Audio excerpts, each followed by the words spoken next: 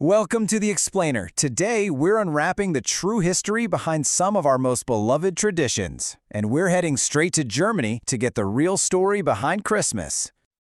You know, when you think of a classic Christmas, you're probably picturing something just like this. That magic of a German Christmas market. The warmth, the food, this deep, deep sense of tradition. It really feels like it's been this way forever, doesn't it? And I'm sure we've all heard the story, right? That Christmas, with all its decorations and cheer, is really just a rebranding of older pre-Christian winter festivals. That the church just came along and slapped a new label on ancient pagan practices. But what if that story is actually a myth itself? Today, we're going to dig into the real historical evidence and sort out what's fact and what's fiction when it comes to the German Christmas. Okay, let's get into it. And where better to start than with something absolutely delicious? Let's uncover the true sweet history of those iconic German Christmas treats. So we've got Plätzchen, Stollen, Lebkuchen. You know, these treats just feel ancient, like they've been part of winter celebrations since the dawn of time. But their history is actually a lot more specific, and probably not what you're thinking. So here's the thing. Those Christmas cookies, they weren't first baked in some ancient village hearth. The tradition actually started with medieval monks. And why them? Well, because monasteries were these wealthy hubs of trade, and they were the only ones who could get their hands on the key ingredients. These super expensive luxury spices from the East. The average person simply couldn't afford them. And when you look at the history of gingerbread, it's this amazing story of trade and innovation. It starts with honey cakes way back in ancient Egypt. Then a new recipe pops up in Belgium, and then it gets perfected in the monasteries of Franconia, where monks added those exotic spices and brilliantly started baking it on communion wafers. And as for Stollen, that famous fruitcake, well, the first time it ever shows up in the history books is in 1329, firmly in a Christian context. It was a gift for a bishop. I mean, that's a pretty far cry from some ancient pagan ritual. So yeah, the baking traditions, they're medieval and monastic, not ancient and pagan. Okay, so let's keep going. Next up, we have to tackle a word you hear all the time this season, Yule. It just sounds ancient, mysterious, and super pagan, right? Well, let's see. What is so fascinating here is the huge gap between what we think we know and what the history actually shows. Far from being some forbidden pagan word, early Christians were totally fine with Yule. In texts from the 6th to the 9th centuries, Yule was just the name for the winter months. Christian writers used it as a perfectly normal, standard name for Christmas.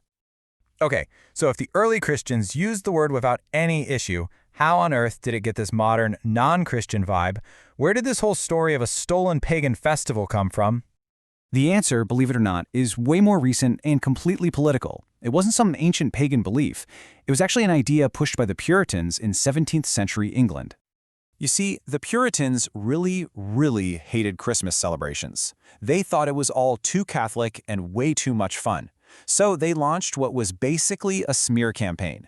Their strategy? To turn people against the holiday by linking it to paganism. And they used the old-fashioned word Yule to do it. It was an incredibly effective piece of propaganda that has obviously stuck around for centuries.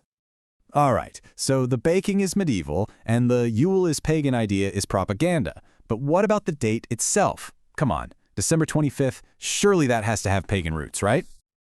Let's take a look at the two most popular theories. One is that Christmas was put on December 25th to co-opt the birthday of the Roman god Mithras. The other is that it was meant to replace the big, rowdy Roman festival of Saturnalia. But once again, when we actually check the historical record, neither of these theories really holds up. There is literally zero ancient evidence that connects the god Mithras to a December 25th birthday. And the festival of Saturnalia, while it definitely influenced how we celebrate, with parties and gifts, it officially ended on December 23rd. That's 2 full days before Christmas. The real reason for the date seems to come not from hijacking a pagan holiday, but from early Christian theology and, well, a little bit of sacred mathematics. The logic here is actually pretty fascinating.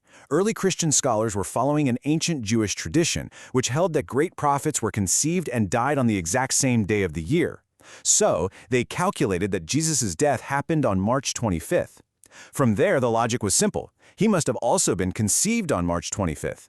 You count forward exactly 9 months for a full-term pregnancy, and where do you land? December 25th. So, what's the big takeaway from all this? Well, the history of our Christmas traditions isn't some simple story of Christians stealing pagan holidays. It's actually way more complex, and if you ask me, a whole lot more interesting. So let's recap. We've seen that those delicious German Christmas treats we love come from medieval monasteries that had access to fancy spices. We've learned that the whole idea of Yule as a stolen pagan festival was basically invented for political reasons in the 1600s. And we found out that the December 25th date comes from a theological calculation, not a pagan sun god. Now, this doesn't mean there wasn't any cultural blending. Of course not. As the historian Ronald Hutton points out, Christian culture absorbed all sorts of things from the cultures that came before it. But that simple story of a wholesale theft of pagan holidays, the evidence just isn't there. It's a really powerful reminder that history is alive, you know? Our traditions are always changing, and the stories we tell about our past really truly matter. It makes you wonder, what will people in 400 years believe about the holidays we're celebrating right now? Thanks for joining us for this